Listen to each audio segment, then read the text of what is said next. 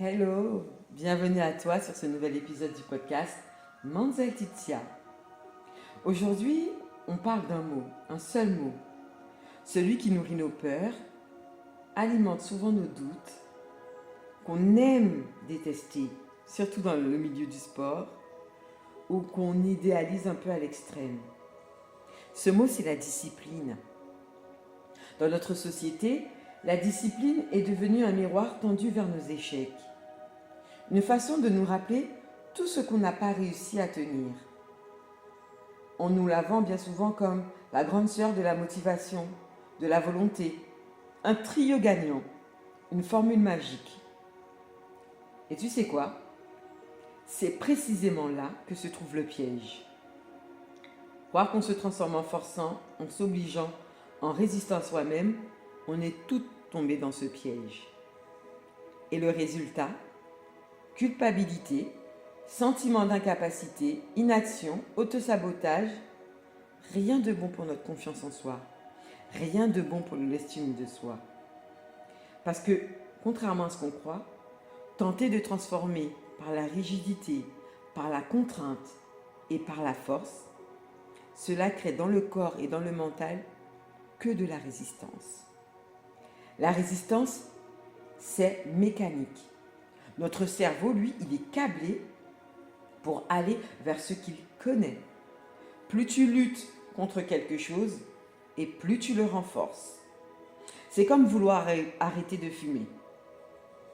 Plus tu t'acharnes à vouloir arrêter, plus ça prend de la place dans ta vie, plus ça existe.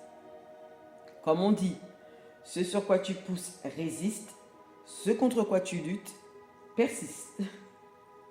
Alors, tu vas me dire, c'est quoi la discipline? Eh bien, pour moi, la discipline, c'est un engagement envers toi-même. Plein, conscient et choisi. Ce n'est pas une contrainte qui va s'imposer de l'extérieur, mais c'est une direction que tu décides de prendre pour toi-même, de l'intérieur. Parce que tu sais où tu veux aller, parce que tu sais ce que tu désires vraiment, parce que tu t'es choisi toi. La discipline, c'est quelque chose de vivant. Elle se glisse dans chaque petit geste du quotidien. Le problème, je trouve, avec la version qu'on nous vend, c'est qu'elle est entièrement branchée sur le résultat, sur la performance, sur des objectifs chiffrés, visibles et mesurables. Et en fait, quand ta discipline dépend uniquement du résultat, eh bien le moindre faux pas devient un échec. L'échec génère de la culpabilité. Et la culpabilité, pour moi, je trouve que c'est l'ennemi numéro 1 pour une transformation durable. Ce que je te propose à la place, moi, c'est une discipline ancrée dans la conscience, dans la présence. Tu décides de méditer le matin, de boire plus d'eau dans la journée, d'écrire dans ton journal intime, de faire de la marche. Peu importe ce que c'est pour toi, ce geste que tu choisis devient un acte d'amour envers toi-même, un rendez-vous que tu honores. Non par obligation, mais par un désir sincère de te retrouver, de te construire. Pour moi, la pleine conscience ne vient pas s'ajouter à ta discipline. Elle en est le cœur. Quand tu poses une action avec une intention totale, une intention dirigée vers toi, je trouve que c'est là que quelque chose se transforme vraiment. Tu n'es pas dans la force, tu es uniquement dans la présence.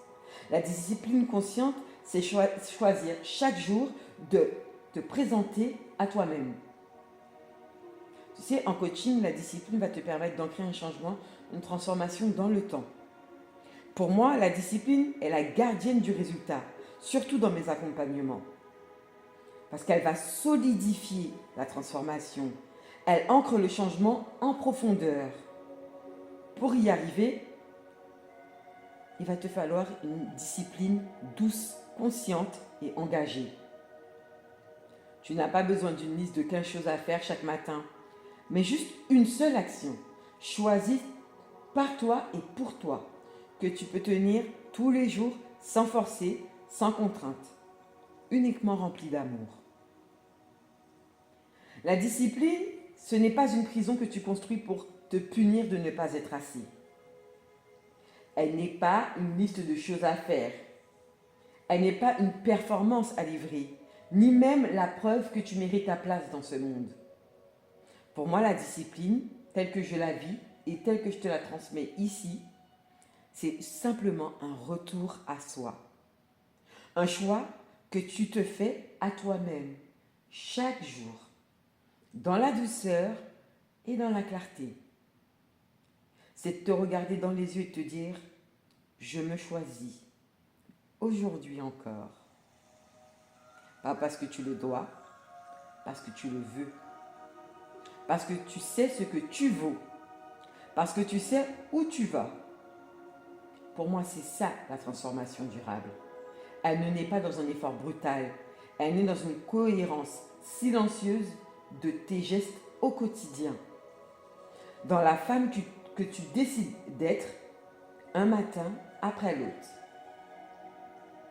Bien, si aujourd'hui, quelque chose a vibré en toi en écoutant ces mots, si tu sens que tu es prête à te réapproprier ta discipline, non plus comme une contrainte, mais comme une force profonde, alors je t'invite à faire un pas de plus. Prends rendez-vous avec moi. On va travailler ensemble, toi et moi, à construire cette version de toi qui avance. Pas dans la culpabilité, pas dans la rigidité, mais dans la conscience, dans l'intention et le respect de qui tu es vraiment. Tout est inscrit dans ma bio. Eh bien, je te dis à très vite pour un nouvel épisode du podcast Manza Laetitia. Ciao, ciao.